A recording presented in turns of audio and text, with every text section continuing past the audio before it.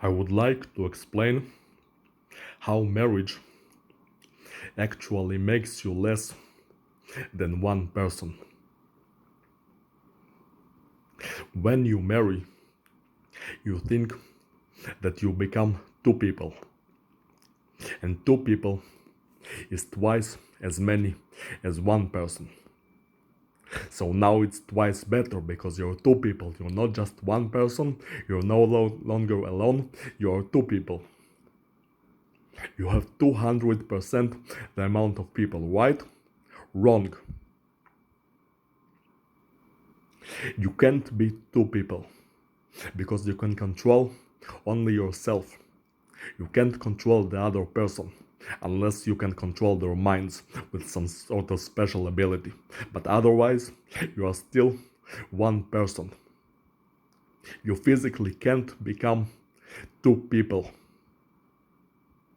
unless you control them. Even then, you have the effective mental power of just one person. So it's very difficult to become more than one person in an effectiveness. Now you could say that two people united, sharing a common goal, may have the advantage of having double the amount of workforce.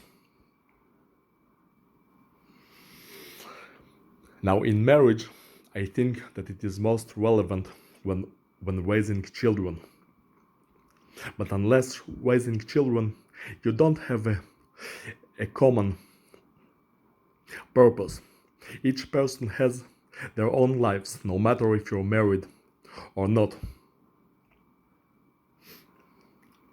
Sure, if you're poor and you need somebody to share your rent, then it helps with the rent. But being poor is not or having someone to split your rent is not the ideal. The ideal situation to begin with. I'd rather live with my family than having to rely on marriage to pay my rent. Marriage is not for paying rent unless you are pathetic. Although I believe that many people do rely on partnership and marriage to pay their rent, unfortunately for them. But otherwise, other than paying rent for the really pathetic people and raising children, you are not united in anything. Every person has their own life, and you are not two people, you are one person.